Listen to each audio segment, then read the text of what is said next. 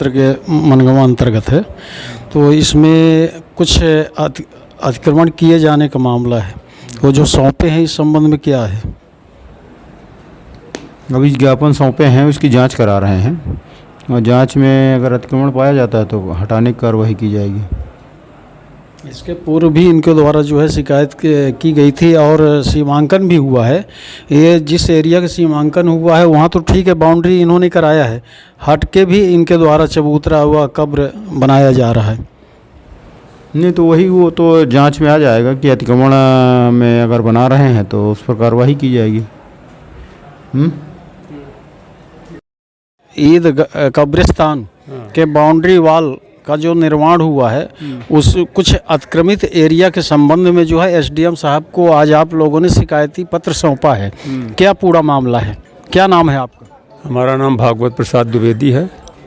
जो अतिक्रमित एरिया है, boundary wall बनवाई जा चुकी है, उसमें बाउंड्री वाल के बाहर जैसे सुरक्षित हो चुका कब्रिस्तान, लेकिन कब्रिस्तान सुरक्षित होने के बाद भी बाउंड्री वाल के बाहर लोग कब्र बना करके और उसका मतलब वो खांचा बना करके ईंटों से जोड़ा जा रहा है उसको, इसी के चबूतरा बनाया जा रहा है, इसी के संबंध में ज्ञापन दिया है। ये जो कब्रिस्तान की एरिया है, कितनी ज़मीन है कब्रिस्तान के लिए? कितना एलाट है? कितने बनाए हैं? कितने में उससे लगी हुई ज़मीन में इन्होंने अतिक्रमित किया है? मौजा करारी में स्थित है कब्रिस्तान की भूमि 2 एकड़ 10 डिसमिल, आराजी नंबर 92 आराजी नंबर 92 में स्थित है, जो उनके लिए अलाट है 2 एकड़ 10 डिसमिल। उसके अंदर बाउंड्री बनी हुई है, लेकिन बाउंड्री के बाहर भी इनका काम फिलहाल अभी शुरू हो गया है, बाहर बाउंड्री के बाहर, जबकि उनको सुरक्षित अंदर ही रहना चाहिए, बाउंड्री के बाहर इनका निर्माण कार्य नहीं होना चाहिए, फिर भी बाउंड्री के बाहर ही अपना अतिक्रमण कर रहे हैं। क्या नाम है? मेरा रामेश्वर तिवारी है।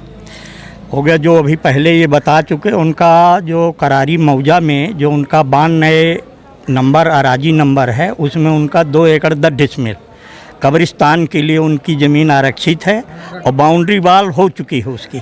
उसके बाहर भी अब वो लोग अतिक्रमण कर रहे हैं कि जहाँ कोई पहले से कुछ कब्र बन गाड़े हुए थे, उसके बाहर ऊपर उसमें चबूतरा बनवा रहे हैं, यादगार बनवा रहे हैं और ज़्यादा ज़मीन वो कर रहे हैं। अभी 1-2 बन चुकी हैं और बनाने के लिए तैयार हैं उसमें। इसी के लिए हम लोगों ने एसडीएम साहब के पास निवेदन किया हुआ है उसमें। अब आगे क्या नाम होती है? बबलू गौतम नाम है मेरा। ये नगर पंचायत के अंतर्गत जो है ये कब्रिस्तान के बाउंड्री वाल और कुछ अतिक्रमण किया गया है, जहाँ पे ये शिकायत हुई है कि एसडीएम को दिया गया है। क्या समूचा मामला क्या है? ये जो इन लोगों ने दिया है, इससे स्पष्ट ये होता है कि आराजी नंबर 38/1 जिसका रकबा है 0.543 हेक्टेयर और आराजी नंबर 37 है, रकबा जिसका है 4.201 हेक्टेयर। ये ज़मीन जो है, इस पे शासकीय पोखर और टीला हुआ करता था किसी ज़माने में, पर ये अतिक्रमणकारियों ने क्या उनको इससे लाभ हुआ कि पशु पंछी पानी पीते थे, आमजन पानी पीते थे, जो जहाँ राहगीर निकलते थे, तो उसका स्वरूप ही बदल दिया है उन लोगों ने। तो ये जानकारी संज्ञान में ये मनगवा के ग्रामवासियों द्वारा आई है, उनके द्वारा मुझे बताया गया। ये रामेश्वर तिवारी जी हैं, भागवत जी हैं, ये मुन्ना लाल जी हैं, प्रेमलाल शर्मा जी हैं, गोविंद जी हैं, राजकुमार चौधरी जी हैं, कई लोगों ने ये आके एसडीएम साहब को बताया है। तो इसमें मेरा ये कहना है कि जिस रास्ता कोई निकलता है, जिस रास्ते से अपन निकलते हैं किसी न किसी की ज़मीन में, और इसमें दुर्भाग्य की बात यह है कि ये ज़मीन शासकीय है दोनों आराजी। आप ये देखिए, ये आराजी नंबर 37 और आराजी नंबर ये 300 ये आपका 381/1 ये शासकीय है और शासकीय में जलाशय हुआ करता था। तो इसको हालांकि एसडीएम साहब से आप लोग मिले हैं, तो एसडीएम साहब ने अतिक्रमण के लिए तत्काल आरआई को और स्वतः बोले हैं कि मैं जाके देखूंगा और जांच पड़ताल करवा के उसको जो स्वरूप उसका था वो स्वरूप करवाने का मैं प्रयास करूंगा। अगर प्रशासन मदद कर देता है तो ठीक, नहीं हम आम जन लोग, समाज के लोग, ये समाज का काम है, ये एक व्यक्ति का काम नहीं है। पानी पशु पंछी पिएंगे तो सबका हित होगा।